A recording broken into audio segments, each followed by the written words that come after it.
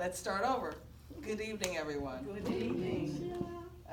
Thank you so much for coming out, and I'm excited to be here because every opportunity that I get to encourage someone and to share from my life and to help people make good decisions and to help people figure out their way and to help people just really be excited about their journey, to be excited about God and to be excited about the things that God has put in their life. I jump to it because that's my calling. That's part of my DNA, my spiritual gift is to share.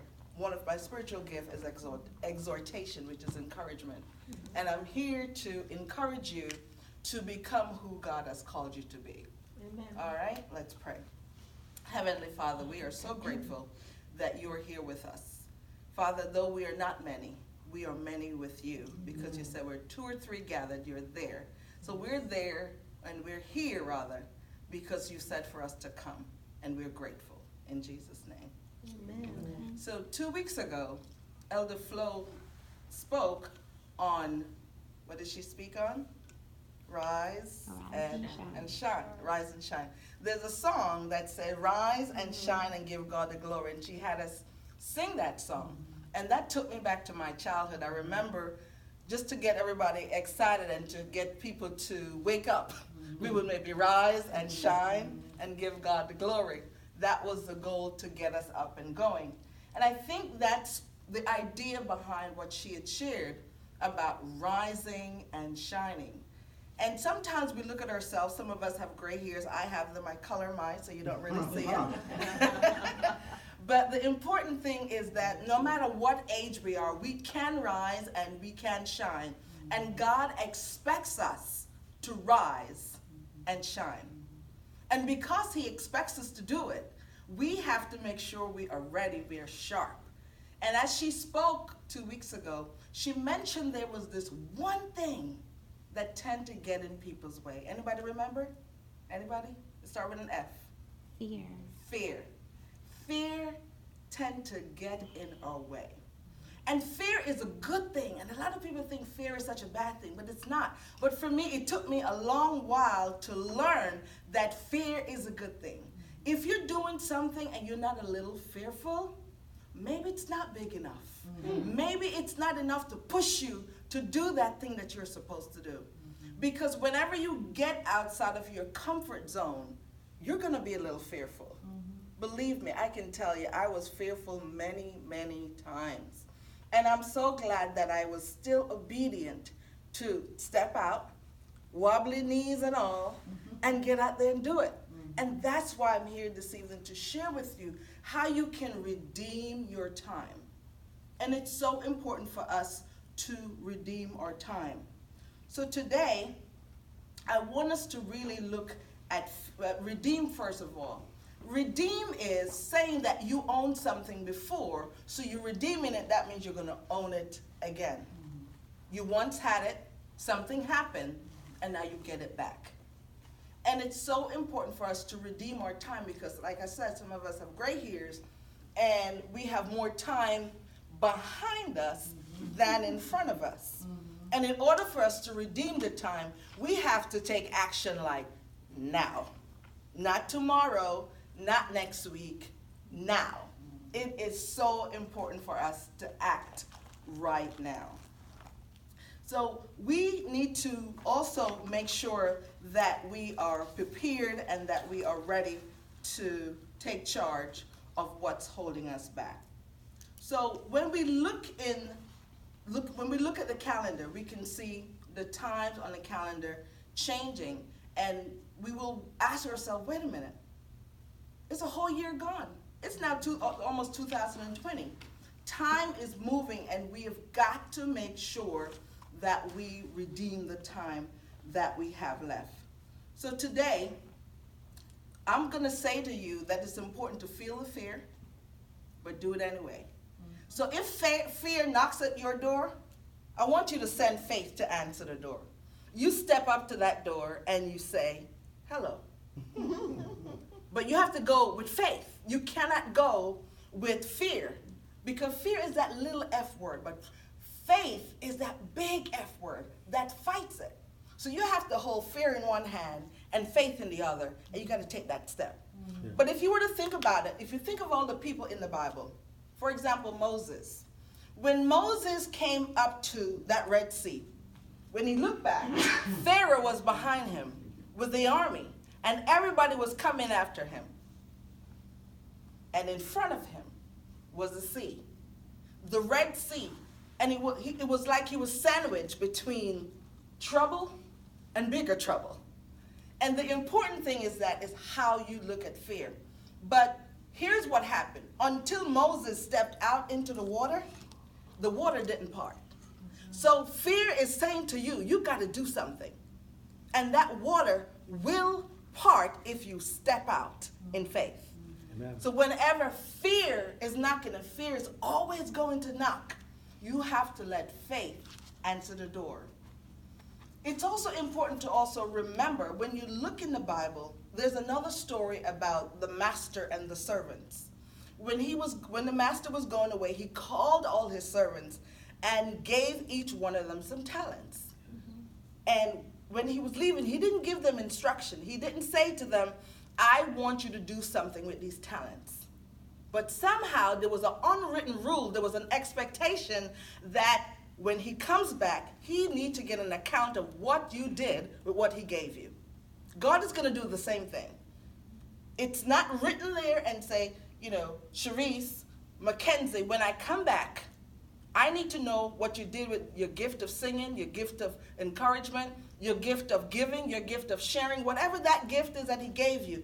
He's going to ask you, what did you do with that, Gigi? What did you do with it, Sister Wynn?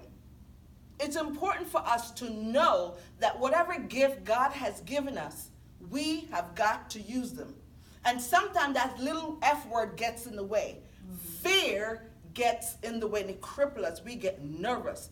Today, I'm saying to you, you've got to redeem the time that you have left, because God is counting on you to do that which he gave you. He gave you a seed on the inside. He put a seed down in there. And that seed is not supposed to just stay there as if you put a seed on your windowsill. It will never grow. It will never blossom. It will never bloom. It will never bear fruits. You have to put that seed in the ground. You've got to water it. You've got to let the sunshine come in. And sometimes you may need to put fertilizer in there.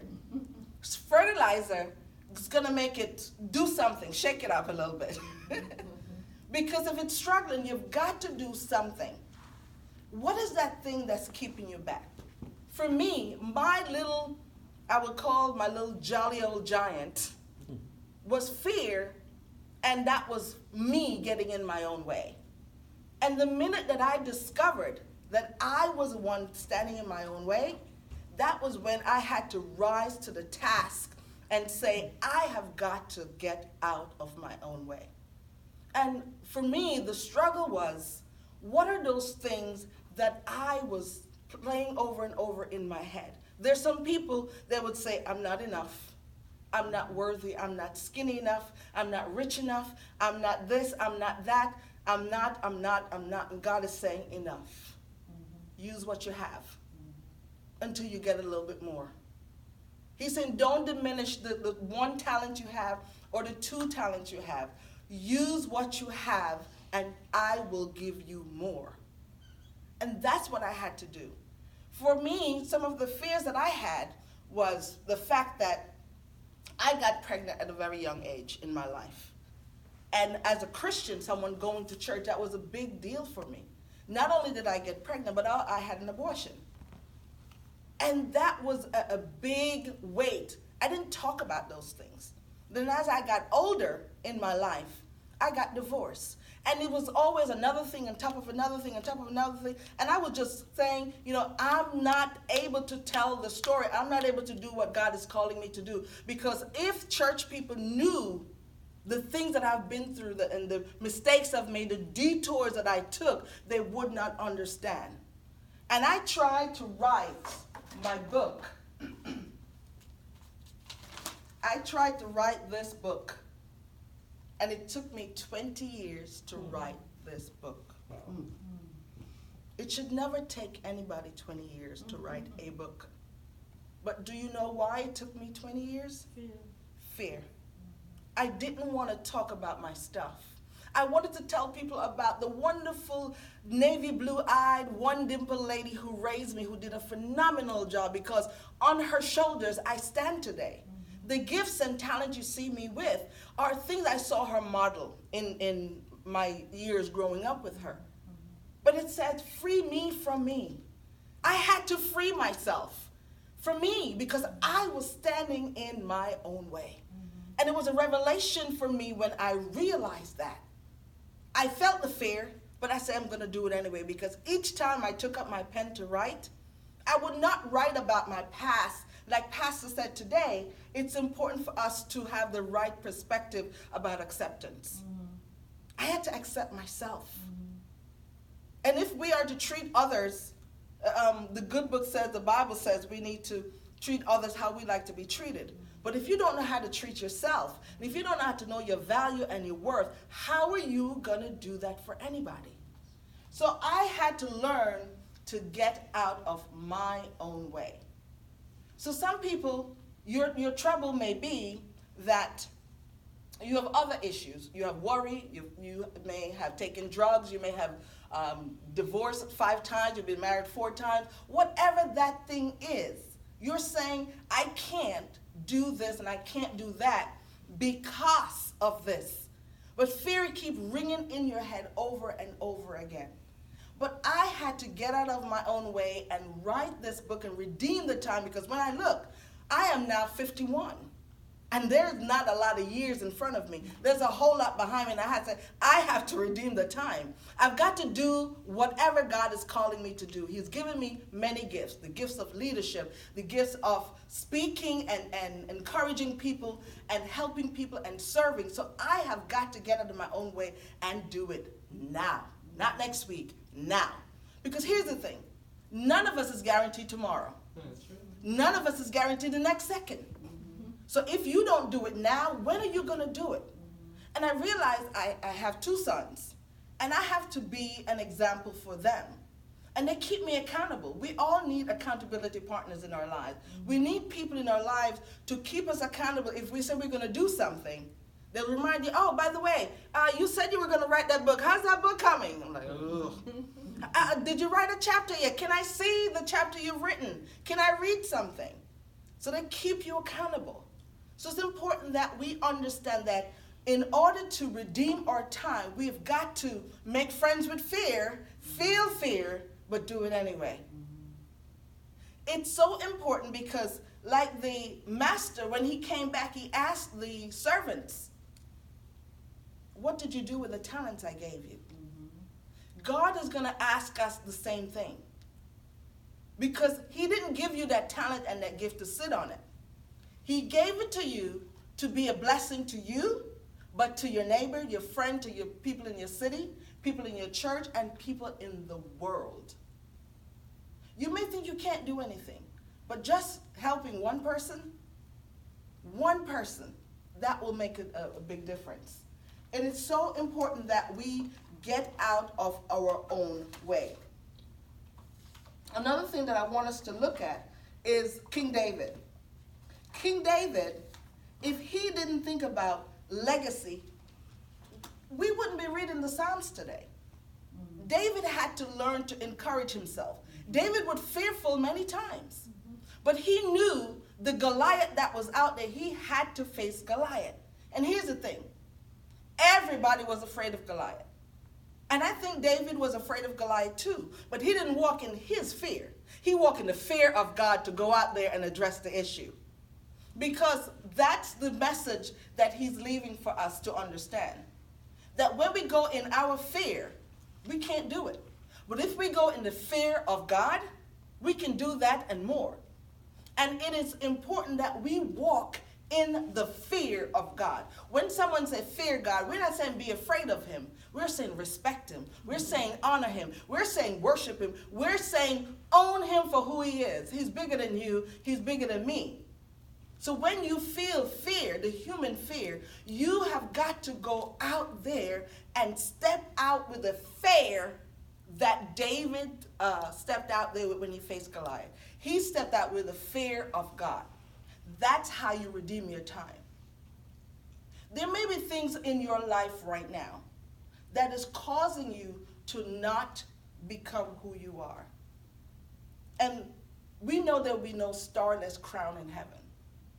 So in order for you to get your stars on your crown, you have got to get out and use the gift or the gifts that you have that God has given to you to redeem your time. Because he is going to ask you to report to him what you have done with them. When we look at Psalms 23, we see that David went through a lot of things, but he knew who to run to. He knew who he had to go to get him through all the stuff that he was facing. If you read the books of the chapters in Psalms, if you read all of them, you will notice that in each one of them, he's given honor and glory. He's connecting with his source, the one that's given him the energy, the bravery, the power, the boldness to go forward. And our goal is not just to come to church, meet and gather, and not participate by giving of our gifts and our talents and our time and who we are. God is calling us to rise and shine. And the way to rise and shine is to feel the fear, but step out in faith. Take the two of them and go with it. But let faith, F-A-I-T-H, let faith answer the door when your fear is knocking. It is key to our survival. It is key for us to rise higher and shine. So the question is, what is the Goliath in your life? What Goliath are you facing? I told you mine. You don't have to tell me yours, but you need to answer that for yourself. You know what's holding you back. And it's time for you to get on up out of your way and free you from you. It's important that we get out of our own way. Sometimes we love to speak Christianese. We talk about the devil this and the devil that. But there's some stuff we did ourselves. It is time for us to take responsibility for our own actions and say, you know what? I'm sorry. I made a mistake. I made the wrong choice. I didn't know. I didn't understand. I didn't know my value. I didn't know my worth. But now you do. Stop blaming the devil. Stop blaming cousin so-and-so, your father, your mother. Whatever happened to you back then, look at it, reflect upon it, and say, okay, what good can I take from this? How can I become a better person because of the detours, the potholes, the stop sign, all the things that got in my way? Now, what can I use them for? How can I redeem my time? And it's important that we take that seriously, because the cemetery is a place where there's a lot of gifts, talents are buried there. The books were never written. Recipes were never given. They were never cooked. No one ever showed anyone talents and different things that they knew to do well, but because of fear, they never tried it. They never shared it with anyone. You don't want to be on your deathbed and you're sitting there with a little imp on your shoulder reminding you about all the things you coulda, shoulda, woulda, and you didn't. And then the big R will pop up, regret. You can't do anything about it then, but you can do something about it now. And God is calling you to step up and rise and shine. He's calling you to shake off the dust and rise and shine. There's a story about a gentleman. His horse fell in a hole, and he didn't know how to get the horse out the hole. And it was his favorite horse. And he decided, I can't get him out. So all I'm going to do is just say goodbye. I'm going to bury him and bid him well. So he decided to get a shovel, to dig up the dirt and started to cover his beloved horse. And each time that he threw the dirt on the horse shook it off. And he kept doing and he kept doing. Before you know it, he was like, wait a minute. The horse was up high enough that he could step out of the hole. What hole are you in today that you need to step out of? What hole are you in today that you need to shake a few things off so that you can rise and shine? There may be people in your house, in your family, that might have said some things about you that weren't right, that weren't nice. They cut you to the core. They hurt you, and you're still holding on to them. It is time to let it go. Be like that horse. Use your opportunity to get up out of that hole and rise and shine.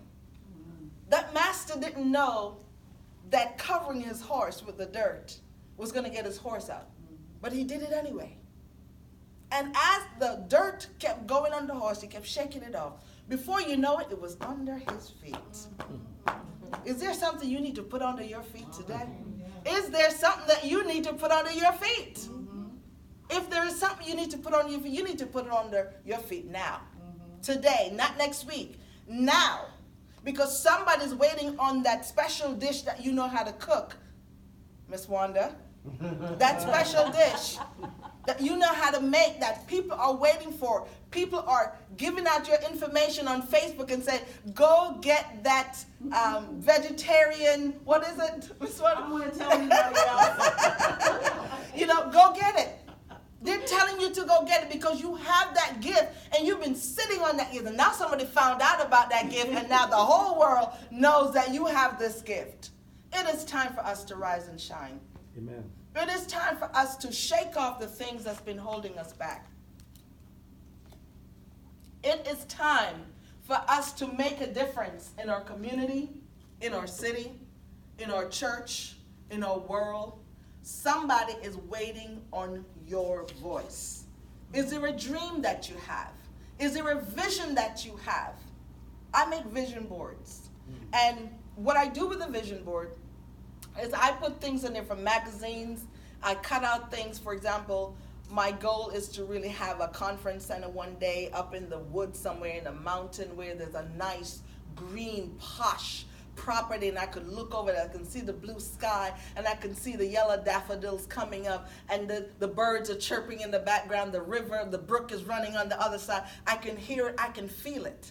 That's my vision, to one day have this conference center where I can have women to come and to learn about their gifts and talents and who they are and their value, their worth, and they can bring their children, and to the left or to the right we'll have a wing just for the children, that they too can learn their value and worth from an early age, so that they can address these issues, so they're not tangled up in the webs of I'm not enough, I can't, I won't, I don't know how. They will get loose from that early, because our goal is to make the path better for the generation that's coming behind us, because we are willing to open up and share our dirt and tell our story.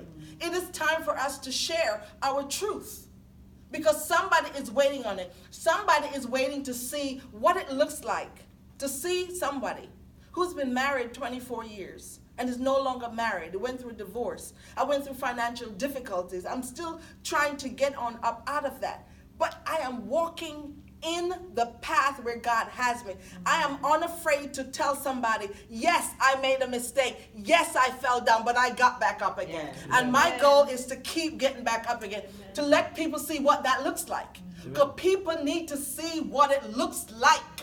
For when you're beaten down, when you fall down, when you get up with bruises on your knees, you hobble, but you get back up again. Yes. You've got to get up.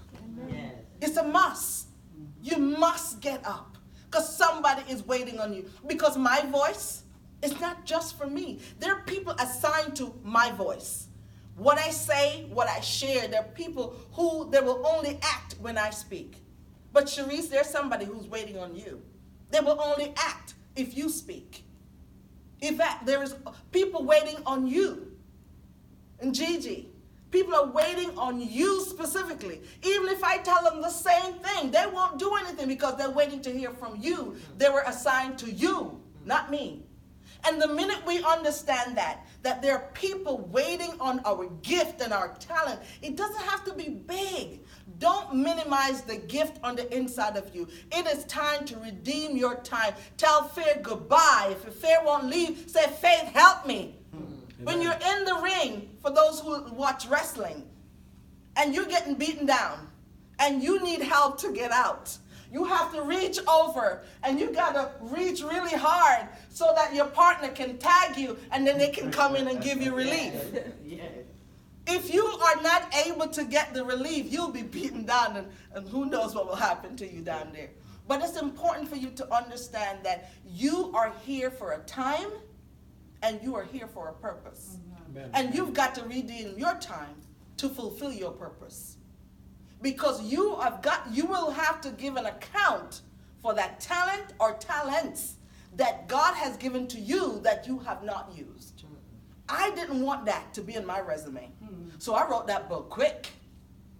When I got the revelation, I started writing. There were hours, Wanda, you can attest to this, 4:30 in the morning at my Wanda helping me edit and doing all these different things, just to make sure it happened. There are people God will put in your life. Once you step out in the water, He'll put people in your life to rescue and help you along the journey. And I'm so appreciative of those people that God put in my life to make sure this book happened. You know, in the book, it's broken up into 4 chapters. It's talking about, not 4 chapters, but 4 categories, 4 sections. It's compassion. Compassion, all these pillars were taught to me by my grandmother. She modeled the behavior of compassion. She was a compassionate woman in her demeanor, how she helped people in her community. She helped the poor. She helped the young kids who didn't have food in their home. She would call them over. She would always cook in this big pot. I'm like, why are you cooking so much food? She's like, you never know who will stop by. But that's how she was. And I used to do the same thing until I learned better. I'm like, I'm not cooking on that food. But that was a compassionate side of her. The book also has a section on resilience. It talked about how she got up and how she taught me to get up. And every time that life knocked me down, every time that I got discouraged, I had to reach back and pull on some of those things that I saw her model. In order to be resilient, in order to get back up again, in order to keep moving, I had to draw on my history that she left for me, the legacy that she left for me. In the other section of the book, talk about service and leadership. She modeled all of those. My grandmother only had a 9th grade education. But I tell you something. She was an entrepreneur. She would buy and sell. When she went to the market to buy, she didn't have a notebook. She kept everything up here. And people would ask her to buy things like, buy 5 pounds of this, 2 yards of this, and 6 gallons of that. And she would come back, everything on target. She didn't write it down. I'm like, I want a brain like that. But these are the things that she did in the community. If there was a community event, she would always make her nice fried dumplings and saltfish and all this really good food and toto and sugar cake and all these great food. People remember her for that. Her door was always open for people to come by and eat. Many times, because we used to live like in a valley, you would have a hill at the top and people would pass and there was this smoke down there because something was cooking. And they would say, oh, Miss Jen, you cooking? She'd say, yes, man, I'm cooking. Come over for lunch or dinner or whatever was going on. She had that open door spirit. So who I am, I sat down one day and started asking myself questions because I lived with my grandmother between the age of 2 and 13. And I asked myself, how did you learn all these things? But what I realized with her, there was always a teachable moment. When we were walking, she was always asking me questions and teaching me things. And when I sat down and I thought about how we connected, she was always pouring into me the love. And I'll end with this, in redeeming our time. I was maybe about 5. And I went to the river with her. This was a Sunday. How I remember it was Sunday because that was her routine. She always washed on Sunday. She washed the clothes for her brother and other people in the community that wasn't able to get their clothes washed by other family members. She would also clean people's homes. And I was little, and I went to the river with her, and she was washing over the tub with a scrub board and everything. And she spread a brown bag on the side of the river, on the bank of the river. We call it a crocus bag. It's like a weave bag, it's brown. And I had my snacks and my toys with me, and I was sitting there. I wasn't feeling well, and I'm waiting on her. And before you know it, I said, Grandma, are you done yet? When are you going to be finished? I want to go home. Then I said to her, I'm thirsty. And she stopped what she was doing, and she looked up, and she put her hands on her hips. This was her thinking position. She's like, how am I going to get this child some water? She didn't say that loud, but I knew that years later, realizing that's what she was doing, trying to figure out, how am I going to get her this water to drink? There were no cups. We were at the river. And she did something that I'll never forget. She stepped into the water hole. And whatever debris was coming, she used her hand and she moved the water away, moved the debris away. And she put her head down and she dipped that water up in her mouth. And she brought it over to me. And she poured it into my mouth like a little bird. And I swallowed. My thirst was quenched. That's an impactful moment that she left me. I will never forget that. The love and the compassion that she gave me. So when I was down and out, and when I had to pick myself back up again, I had to reminisce on the times when love was shown to me. I had to reminisce on the time when she was resilient. I had to reminisce on the time when she showed love and she served her community. This is one of the reasons I love to serve. I volunteer a lot. I love to give. I love to help. It's a part of my DNA. And I want to redeem the time in my life, whatever time is left, that I can continue to shine, I continue to rise, and continue to bloom where I'm planted. Continue to do as Moses did. He had to step out in fear and do it anyway. David had to face the giant, but not in his fear, but in the fear of God. So I ask you today, is there something in your life? Is there a giant that you need to cut down? Is there a giant that you need to face? And as you face this giant, you step up there in the fear of God, because you cannot go out there in your strength. There's no way you can do it. I couldn't do it. Because I'm standing here with you today and sharing this story. I want to tell you, up to maybe about 3 or 4 years ago, I couldn't share my story without the tears coming down in bucket loads. Just crying, bawling, not just tears coming down, just weeping.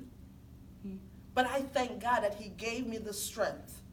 He redeemed the time, and he said to me, I'm going to use you so that people would see who I am through you. Amen. The power of who he is. So is there anything in your life that you need to free yourself from today? If there is, there's no time like the present. Redeem your time and rise. Amen. And shine. Amen. Q&A. Any questions that you have for me? Any questions, anybody? Yes. Where do I get that book? I have some here with me, and I can let you buy one. They're $10. Any other questions? No questions? How long did it take you to get rid of your fear?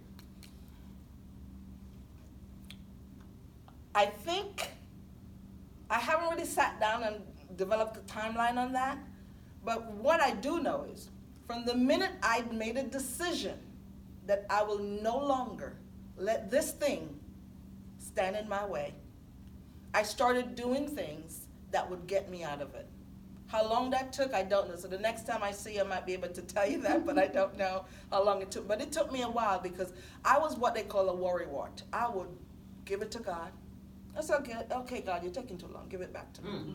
I'll take it right back. And I did this a lot. Gave it to him and took it back, because I thought I could take care of it.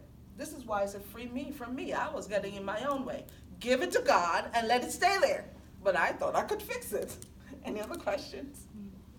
Yes. Okay, so practically speaking, how do you give it to God And just let it go. What does that look like? Okay. To give it to God is something you've got to do consistently. Mm-hmm. You've got to, it's good to write, make a note each time you pray about it. If you find yourself trying to address it in your own strength, that's an opportunity to give it back to him, knowing that you're trying to take it back. And you've got to keep giving it to him, keep giving it to him until one day you'll realize, wait a minute, I'm no longer worried about this thing. I'm no longer concerned about the thing. But you don't think you need to put a specific time on it, like 10 days or 5 days. They said 21 days, develop good habits. I don't know if mine was 21 days. But the honest thing is, you've got to recognize what is it that's holding you back and make a decision. That's the first thing. Decide that I will no longer let this thing hold me or cripple me. So every day you do something towards giving that back to God. Praying about it, finding tools to help you to let it go, finding things to replace by reading more, maybe watching some videos, listening to podcasts, going to seminars, different things that's going to help you shift your focus. Because once you shift your state of mind, that is also going to help you to move in a different direction, in the direction that you now say you want to go. I saw your hand up. Yeah. You talked a lot about spiritual gifts. Mm-hmm.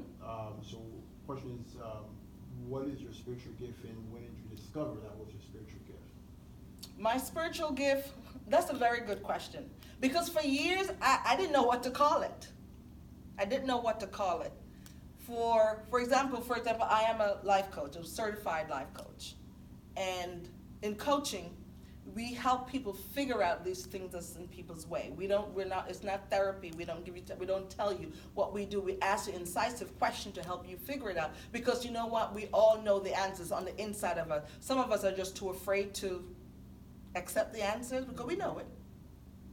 However, it was sometime I know we had something at church where we were doing spiritual gifts, and I took the questionnaire and I found out what it was. And what I learned about spiritual gift is it does change. For me, the last one I took, faith showed up on there. Like, faith wasn't there all along. For many years, faith wasn't on there because I was such a worrywart.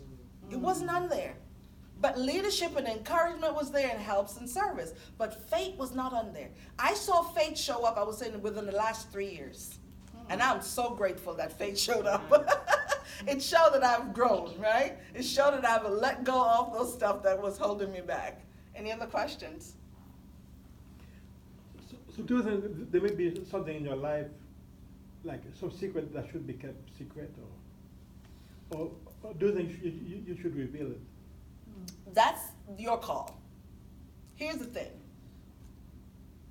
The thing that held me back for many years was the fact that I had abortions and that I, was divorced. Not so much divorce was when I was an adult. And in the era that I was raised, anything happened at home stays at home. Nobody talked about it, whatever it was. But what I realized, it was affecting me. I couldn't see commercials that had to do with babies, conception, or hear conversation about abortion or whatever it was. It would really bother me. I would weep and I can't explain. I can't tell people why I'm crying.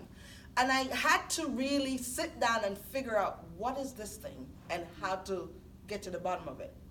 So yes, there's some things, that's your choice, but for me it was getting in my own way. It was stopping me from developing and becoming the person God called me to be because I wasn't being authentic. I wasn't being my true self. I couldn't really communicate with people in a true way from the depth of my heart, to be able to connect with them because I was holding things back and I was too afraid to talk about it. So I'm not giving you license to just put your secrets out there. Here's what I would say as your margin to gauge by. Whoever you share your stuff with must earn the right to hear your truth. Right. If they have not earned the right, do not share it. Because I had a situation where I shared too early with a young lady years ago. And she took it, she added pieces, she took pieces out, and it was a mess. And she shared it with other people and didn't give me a chance to really tell my story. And I was very angry about that. So whoever you share with must earn the right to hear your story. And if they have not earned the right, then you don't share it with them. And you also have got to make peace with that. Because like I said years ago, I would be crying. I'm no longer crying because I know my gift is to help women in the church who have gone down this path, women out there who are struggling, women who have gone through things that I've been through. I'm here. God sent me here to help them. I know that without a question. So in order to help them, I have to be able to share and share from a place of authenticity and truth. Any other question? Okay, thank you all for being here. I appreciate you. Sharice?